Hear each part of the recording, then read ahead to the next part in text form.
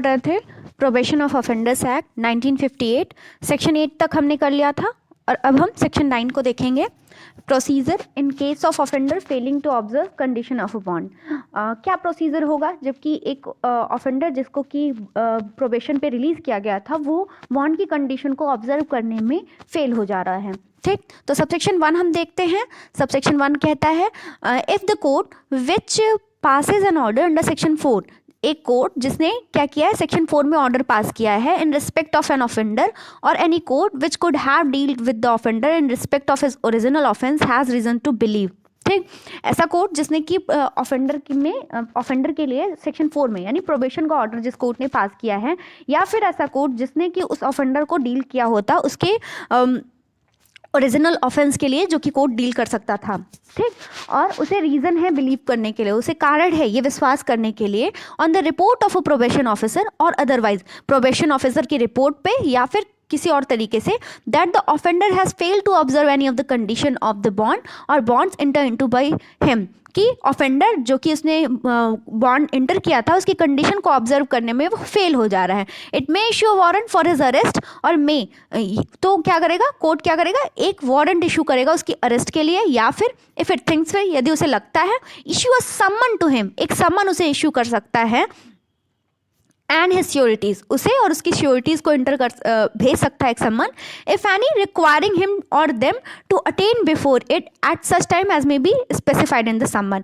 मतलब ऐसे समय पे अटेन करने के लिए उसे कह सकता है, रिक्वायर कर सकता है कि जैसे कि उस सम्मन में स्पेसिफाइड किया गया हो। ठीक, तो हमने देखा कि कोर्ट है जिसने कि उसको प्रोबेशन ऑर्डर पास किया है, या फिर ऐसा कोर्ट जो कि उसके लिए डील कर सकता था, उसके ओरिजिनल ऑर्डर के लिए डील कर सकता था, मतलब ओरिजिनल ऑफेंस जो उसने कमिट किया था उसके लिए जो कोर्ट डील कर सकता था, उसे रीज़न है बिलीव करने के लिए किसकी रिपोर्ट पे, प्रोबेशन ऑफिसर की रिपोर्ट पे। ये रीज़न है उसे कि जिस व्यक्ति के खिलाफ जो है कि जिस व्यक्ति के लिए या फिर जिस व्यक्ति के लिए और प्रोबेशन ऑर्डर पास किया गया है उसने बॉन्ड की जो कंडीशन थी उसको फुलफिल करने में वो फेल हो जा रहा है, तो वो क्या करेगा, कोर्ट एक वारंट इश्यू करेगा उसके अरेस्ट के लिए, या फिर उसे सम्मन भेजेगा और सम्मन में उसे स्पेसिफाई करेगा कि आप इस जगह पे आ जाइए। ठीक, सबसेक्शन 2 हम देखते हैं। The court before which N offender is so brought और अपीयर्स, द कोर्ट जिस कोर्ट के सामने ये ऑफेंडर आता है, अपीयर होता है, मे इधर रिमांड हिम टू कस्टडी, या तो उसे कस्टडी में रिमांड करेंगे until the case is concluded, जब तक कि केस कंक्लूड नहीं होता, और इट में ग्रांट हिम बेल, या फिर उसे बेल दे देंगे विथ और विदाउट श्योरिटी, चाहे श्योरिटी के साथ या श्योरिटी के बिना, to appear on the date which it may fix for hearing. ठीक, उस डेट को कोर्ट में आने के लिए जो कि कोर्ट ने डेट फिक्स की है हियरिंग के लिए। ठीक, तो कोर्ट जिसके पास वो ऑफेंडर आता है सम्मन के बाद, तो कोर्ट उसे कस्टडी में रखेगी जब तक कि केस कंक्लूड नहीं हो जाता, या फिर उसे बेल दे देगी, उस दिन को आने के लिए बोलेगी जिस दिन के लिए हियरिंग हो रही है। ठीक, तो सबसेक्शन 1 में कोर्ट ने क्या किया कि देखा कि हाँ जो है कि बॉन्ड की कंडीशन को फुलफिल करने में फेल हो जा रहा है, तो वो या तो उसे अरेस्ट कर ले रही है या तो उसे सम्मन भेज रही है। सम्मन के बाद जब वो आ रहा है तब तक वो उसे या तो कस्टडी में रख रही है जब तक कि केस का डिस्पोजल नहीं होता, या तो उसे एक डेट बेल दे रही है और एक डेट फिक्स कर दे रही है कि आप इस डेट को कोर्ट में आएगा हियरिंग के टाइम पे। ठीक, अब हम आते हैं सबसेक्शन 3 पे। सबसेक्शन 3 में बताता है if the court after hearing of the case, जो कोर्ट है वो केस की हियरिंग के बाद सेटिस्फाइड है that the offender has failed to observe any of the condition of the bond enter into by him, it may forthwith, वो satisfied हो जा रही है कि जिस कंडीशन पे मैंने बॉन्ड इंटर करवाया था इस ऑफेंडर से, उसने उसको फेल कर दिया उसको फुलफिल करने में, तो क्या होगा, वो क्या ऑर्डर करेगी, sentence him for original offence, जो ऑफेंस उसने कमिट किया था उसके लिए, जो ओरिजिनल ऑफेंस के लिए जो पनिशमेंट थी वो उसे सेंटेंस कर देगी, मतलब उसे पनिशमेंट से इन्फ्लिक्ट कर देगी, उसे पनिशमेंट दे देगी, सजा सुना देगी। B, when the where the failure is for the first time, then without prejudice to the continuance in force of the bond impose upon him a penalty not exceeding 50 rupees। जब ये failure, sub clause A ने हमें बताया कि उसे original जो उसकी offence के लिए सजा थी वो सुना देगी। क्लॉज बी हमें बताता है कि जब ये फेल्योर जो उसने किया है बॉन्ड की कंडीशन को फुलफिल करने के लिए, ये पहली बार है, फर्स्ट टाइम है, तो कोर्ट क्या करेगी, उसे मतलब उसे क्या करेगी, बॉन्ड की कंटिन्यूस जारी रहेगी और उसके ऊपर 50 रुपए की फाइन लगा सकती है, ये कर सकती है। ठीक। सबसेक्शन 4 हमें बताता है if a penalty imposed under clause B of subsection 3 is not paid within such period as the court may fix, the court may sentence the offender for original offence. तो क्या है, अगर 50 रुपये का time 50 रुपये का fine जो है उसे कुछ टाइम फिक्स किया था कि 1 महीने में 2 महीने में जब भी कोर्ट के पास पे करना है, और उस जो भी जिसके खिलाफ ऑफेंडर ने उसको पे करने से नहीं पे कर पाया, पे करने में भी फेल हो गया, तो कोर्ट उसे ओरिजिनल ऑफेंस के लिए जो सज़ा थी वो सज़ा सुना सकती है।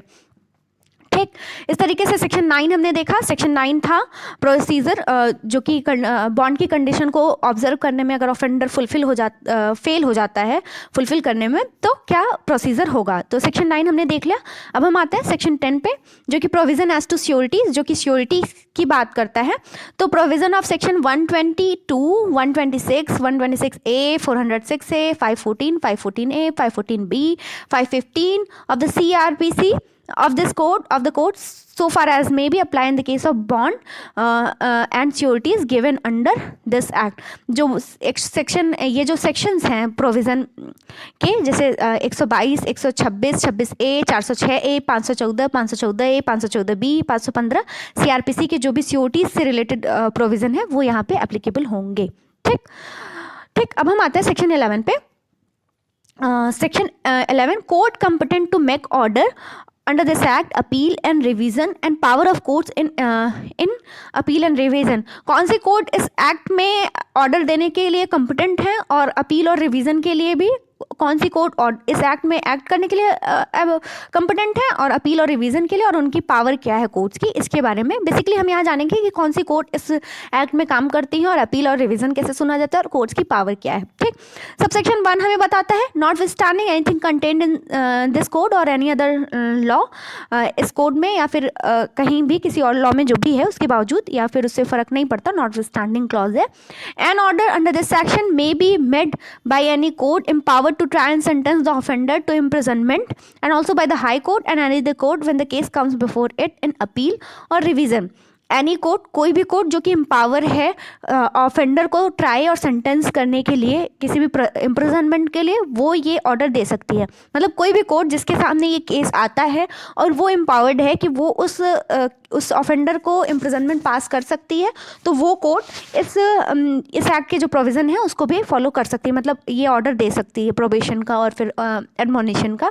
एंड ये ऑर्डर हाई कोर्ट के द्वारा भी पास किया जा सकता है, और या फिर ऐसे कोर्ट जिनके पास ये अपील या रिवीजन में जाता है तो वो भी ये ऑर्डर पास कर सकते हैं। ठीक, बेसिकली कोई भी कोर्ट जिसके सामने एक्यूज आता है और वो एम्पावर्ड है कि उस केस को सुन सकती है, उसको सेंटेंस दे सकती है, तो वो प्रोबेशन ऑर्डर भी पास कर सकती है। और हाई कोर्ट और अपील और रिवीजन में जाता है तो जो कोर्ट के पास गया है वो सुन सकती है, वो ये ऑर्डर पास कर सकती है। ठीक,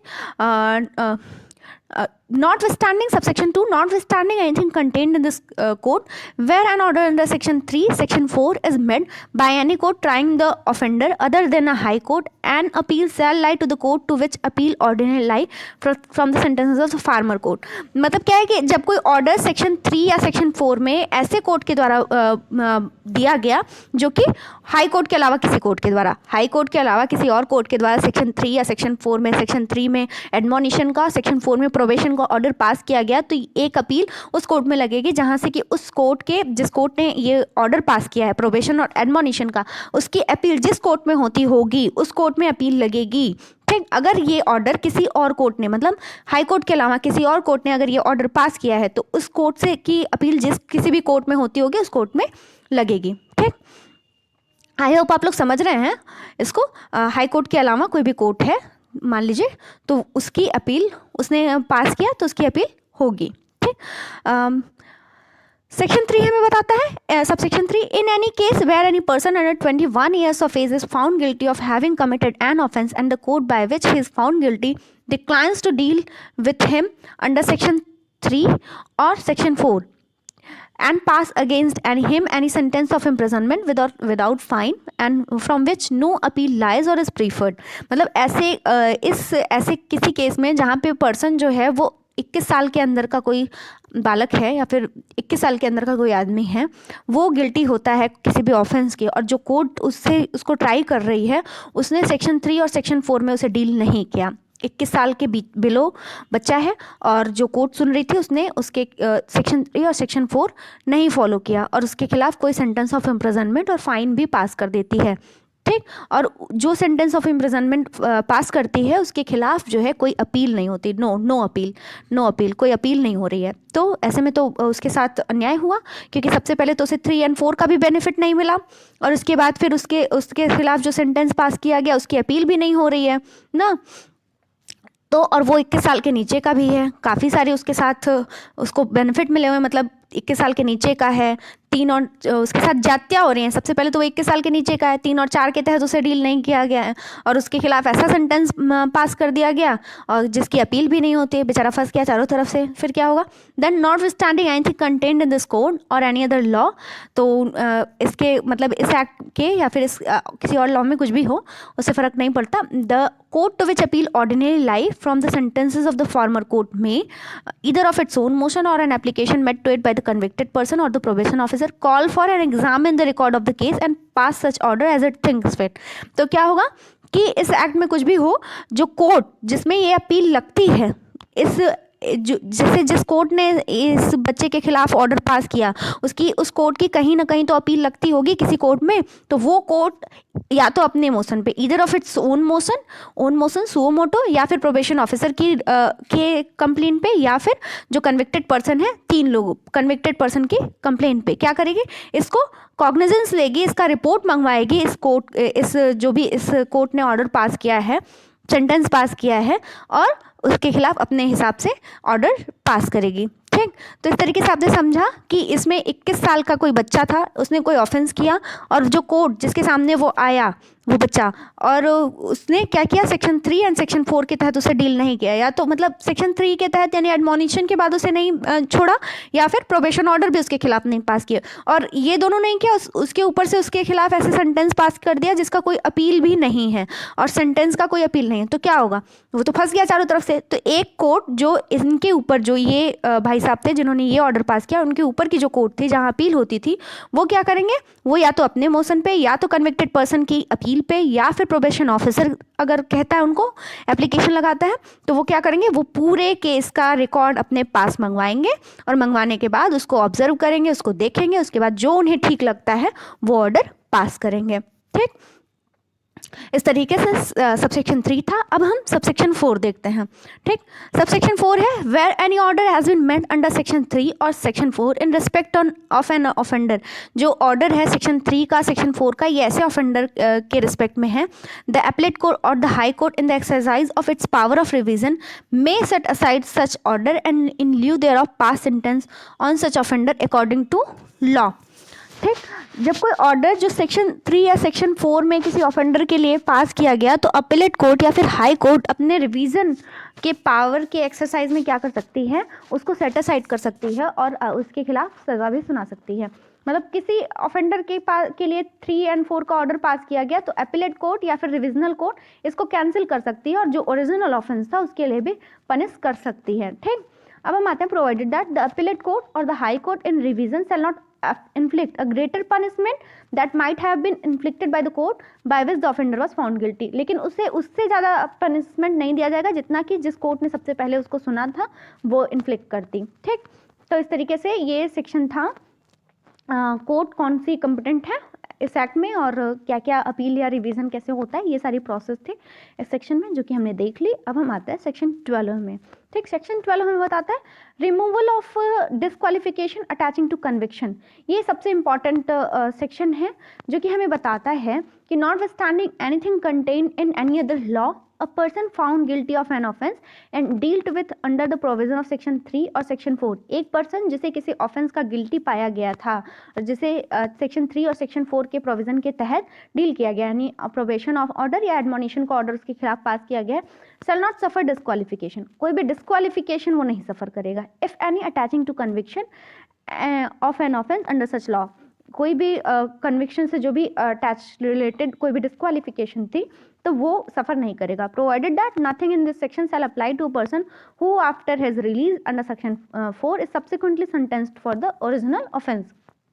मतलब क्या होता है कि कभी कभार कन्विक्शन के बाद एक आपके खिलाफ सबसे पहले तो सोशल स्टिग्मा एक आपके खिलाफ हो जाता है, और उसके बाद कहीं कहीं होता है कि अगर आप कन्विक्ट हो जाते हैं तो आप अगर गवर्नमेंट जॉब में हैं तो वहाँ से आपको निकाल दिया जाता है, या फिर कहीं कहीं होता है आप अप्लाई नहीं कर सकते, आप अगर किसी भी पोस्ट के लिए अगर आपके खिलाफ कोई केस हुआ है, आप कन्विक्ट हो चुके हैं तो ऐसी कंडीशन में ये जो सेक्शन है वो एक बहुत अच्छा सेक्शन है, उनके लिए एक बहुत ही बेनिफिशियल सेक्शन है ऐसे कन्विक्ट्स के लिए जो कि गलती से जिन्होंने कोई ऑफेंस कमिट कर दिया था। तो अगर किसी कन्विक्ट ने अगर उसको सेक्शन 3 और सेक्शन 4 के तहत कोई बेनिफिट मिला है तो उसके खिलाफ जो कन्विक्शन से रिलेटेड जो डिस्क्वालिफिकेशन थी, मतलब अगर उसको कन्विक्शन हो गया तो वो कोई नौकरी नहीं कर सकता या नौकरी के लिए अप्लाई नहीं कर सकता या फिर किसी और पोस्ट के लिए नहीं हो सकता, तो ये जो डिस्क्वालिफिकेशन थी ये रिमूव हो जाती है। ये सेक्शन उस डिस्क्वालिफिकेशन को रिमूव करता है। तो ये सेक्शन बहुत ही इंपॉर्टेंट है, बहुत ही बेनिफिशियल है, इसके बारे में आपको जानना जरूरी है। ठीक, सेक्शन 13 क्योंकि इसमें बेनिफिशियल है ना ये सेक्शन, इस एक्ट का पर्पज़ ही क्या है कि आपको एक सोसाइटी में एक अच्छे इंसान को डेवलप करना, एक अच्छी सोसाइटी का निर्माण करना, क्रिमिनल को सुधारना, और तो इस तरीके से अगर डिस्क्वालिफिकेशन रहेगी किसी के ऊपर तो फिर ये मतलब ही नहीं हुआ फिर इस एक्ट का, तो इसलिए ये ज़रूरी था। ठीक, अब हम देखते हैं सेक्शन 13 प्रोबेशन ऑफिसर के बारे में। ये बहुत ही इंपॉर्टेंट सेक्शन है जो कि प्रोबेशन ऑफिसर के बारे में हमें बताता है। हम अभी तक इस एक्ट में काफ़ी जगह पढ़ते हैं प्रोबेशन ऑफिसर की बातें कि प्रोबेशन ऑफिसर रिपोर्ट लगाएगा, प्रोबेशन ऑफिसर एप्लीकेशन लगाएगा, प्रोबेशन।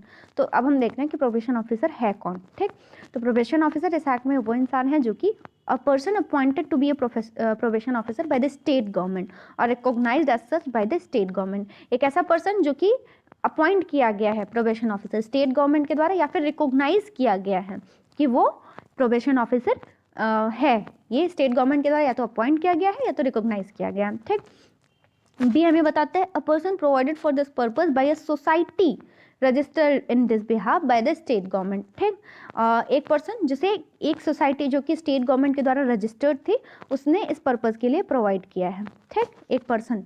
ठीक, सबसे पहले तो स्टेट गवर्नमेंट ने अपॉइंट किया है या तो रिकॉग्नाइज किया है। सबसेक्शन क्लॉज बी ने हमें बताया कोई सोसाइटी जो कि स्टेट गवर्नमेंट के द्वारा रिकॉग्नाइज थी उसने इस ऐसे पर्सन को प्रोवाइड किया है। सी हमें बताता है in an exceptional case any other person, exceptional अपवाद स्वरूप कोई भी और person in the opinion of the court के ओपिनियन में is fit to act as an probation officer in the special circumstances of case। अगर अपवाद स्वरूप केसेस में कोई भी ऐसा व्यक्ति जो कि कोर्ट की नज़रों में जो कि ठीक लगता है कि वो एक प्रोबेशन ऑफिसर बन सकता है। ठीक, तो इस तरीके से हमने देखा कि 3 लोग प्रोबेशन ऑफिसर हो सकते हैं, एक स्टेट गवर्नमेंट जिसको अपॉइंट करे या रिकॉग्नाइज करे, और एक जो सोसाइटी जो कि स्टेट गवर्नमेंट के बिहाफ पे रजिस्टर्ड है वो अपॉइंट करे। और क्लॉज सी हमें बताता है एक्सेप्शनल सर्कमस्टांसेस में कोई भी ऐसा व्यक्ति जो कि कोर्ट की नज़रों में स्पेशल सर्कमस्टांसेस में ठीक है तो उसे अपॉइंट कर सकती है। सबसेक्शन 2 में बताता है a court which passes an order under section 4 or the district magistrate of the district in which the offender for the time being resides at any time appoint any probation officer in the place of the person named in the supervision order। Court जिसने section 4 का order pass किया है यानी जिसने probation का order pass किया है उस कोर्ट ने या फिर डिस्ट्रिक्ट मैजिस्ट्रेट उस जिले का डीएम जहाँ पे कि वो ऑफेंडर रहता है। ठीक, अपॉइंट कर सकता है एक प्रोबेशन ऑफिसर को in the place of the person named in the supervision order. Supervision order में जो भी आदमी का नाम दिया गया है उसकी जगह पे एक प्रोबेशन ऑफिसर को कोर्ट या फिर डिस्ट्रिक्ट मजिस्ट्रेट वो इस डिस्ट्रिक्ट का जहाँ पे ऑफेंडर रहता है वो सुपरविजन ऑर्डर में जो पर्सन नामित किया गया है उसको एज अ प्रोबेशन ऑफिसर बना सकता है। मतलब सुपरविजन ऑफिसर ऑर्डर में जो पर्सन नाम किया नेम्ड है उसकी जगह पे एक प्रोबेशन ऑफिसर अपॉइंट कर सकता है। Explanation for the purpose of this section a presidency town shall be deemed to be a district। एक presidency town को क्या माना जाएगा, एक district माना जाएगा। and the chief presidency magistrate shall be deemed to be the district magistrate और chief presidency magistrate को district magistrate माना जाएगा। पहले था ये प्रेसिडेंसी वगैरह थी, प्रेसिडेंसी टाउन जब अंग्रेजों के ज़माने में हमारी आज़ादी से पहले, तो ये सारे सेक्शन तभी के डिज़ाइन किए हुए हैं या फिर ये 1958 का है तो थोड़ा सा टच सब चीज़ों का रहता है, तो जगह जगह पे एक्सप्लेनेशन वगैरह मिलते रहते हैं हमें जब हम कोई एक्ट पढ़ते हैं। तो सबसेक्शन 3 हमें बताता है a probation officer in the exercise of his duty under this act. एक प्रोबेशन ऑफिसर अपनी इस एक्ट के तहत अपनी ड्यूटी को एक्सरसाइज करते समय shall be subject to the control of the DM in the district in which the offender for the time being decides. उस जिले का डीएम जिस जहाँ पे कि ऑफेंडर रह रहा है उसके जो है कि उसके ऑर्डर्स के अंडर होगा जो प्रोबेशन ऑफिसर इस सेक्शन में अपॉइंट किया जाएगा। मतलब वो एक ऑब्लिगेशन उसकी होगी कि वो जो duty and control of DM जो है उसकी बातों को भी ध्यान में रखेगा। ठीक, उसकी ड्यूटी को भी ध्यान में रखेगा, उसकी बातों मतलब उसकी ड्यूटी उसके सब्जेक्ट में होगी, डीएम के सब्जेक्ट में, मतलब डीएम जो कहेगा उसको ध्यान में रखेगा, उसकी ड्यूटी है ये। ठीक, प्रोबेशन ऑफिसर की। तो इस तरीके से हमने सेक्शन 13 में प्रोबेशन ऑफिसर को देखा कि प्रोबेशन ऑफिसर कौन हो सकता है और प्रोबेशन ऑफिसर। और अब हम देखते हैं सेक्शन 14 कि प्रोबेशन ऑफिसर की ड्यूटीज़ क्या क्या होंगी। ठीक, तो ड्यूटीज़ जो हैं प्रोबेशन ऑफिसर की वो है प्रोबेशन ऑफिसर की ड्यूटी जो है वो है इंक्वायर करना in accordance with any direction of the court into the circumstances of home surrounding of any person accused of an offence with a view to assist the court in determining the most suitable method of dealing with him and submit reports to the court। Inquiry करेगा court की direction के according, inquiry करेगा कि उसकी circumstances क्या हैं, उसकी घर की परिस्थितियाँ क्या हैं। जो भी व्यक्ति किसी ऑफेंस का एक्यूज्ड है इस एक्ट के तहत, तो प्रोबेशन ऑफिसर की ड्यूटी है कि वो इंक्वायर करे कि उसकी परिस्थितियाँ क्या है, उसके घर की परिस्थितियाँ क्या हैं और किस लिए एक्वायर करे इस सब इंफॉर्मेशन को। क्यों? क्योंकि कोर्ट को असिस्टेंस मिले, कोर्ट को सहायता मिले, उसकी किस तरीके से उस ऑफेंडर के साथ उसे डील करना है, उस मेथड को पाने में, उस मेथड को डिटरमाइन करने में कोर्ट की मदद हो। उसकी घर की परिस्थितियाँ, उसके आसपास का माहौल, ये सारी चीज़ों की वो इंक्वायरी करेगा, कोर्ट में अपनी रिपोर्ट सबमिट करेगा ताकि कोर्ट समझ सके कि उस व्यक्ति के साथ कैसा मोड में उससे डील करना है। ठीक, B supervise probationers and other persons placed in his under his supervision and when necessary endeavor to find suitable employment। जो भी उसके अंडर में जो भी वो हैं प्रोबेशनर्स हैं उनको सुपरवाइज, जो भी प्रोबेशनर्स के अंडर में उनको सुपरवाइज करेगा और कोशिश करेगा कि उनके लिए एक सुटेबल एम्प्लॉयमेंट भी वो दिलवा सके। ठीक, तो बी हमें बताता है कि वो सुपरवाइज करेगा प्रोबेशनर्स को और एम्प्लॉयमेंट भी दिलवाने की कोशिश करेगा।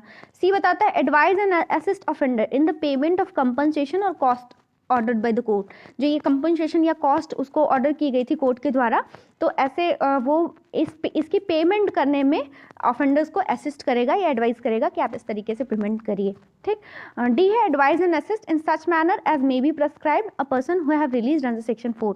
जो प्रोबेशन के तहत जो भी निकले हैं, जो भी प्रोबेशन ऑर्डर के तहत जो भी कोर्ट से बाहर निकले हैं, उनको एडवाइस और असिस्ट करना, उनको जहाँ तक उनको हेल्प चाहिए होगी उनको हेल्प करेगा, उनको एडवाइस चाहिए होगी तो एडवाइस देगा। ठीक, perform such other duties as may be prescribe. जो भी ड्यूटीज़ प्रेस्क्राइब की गई हैं इस एक्ट के तहत या फिर किसी और भी रूल के तहत, तो इस एक्ट के तहत जो भी ड्यूटीज़ प्रेस्क्राइब की गई हैं वो परफॉर्म करेगा। ठीक, तो इस तरीके से हमने प्रोबेशन ऑफिसर्स की ड्यूटीज़ को देखा कि वो इंक्वायरी करेगा उनकी घर की परिस्थितियों और बाकी सारी चीज़ों के बारे में और कोर्ट को रिपोर्ट करेगा।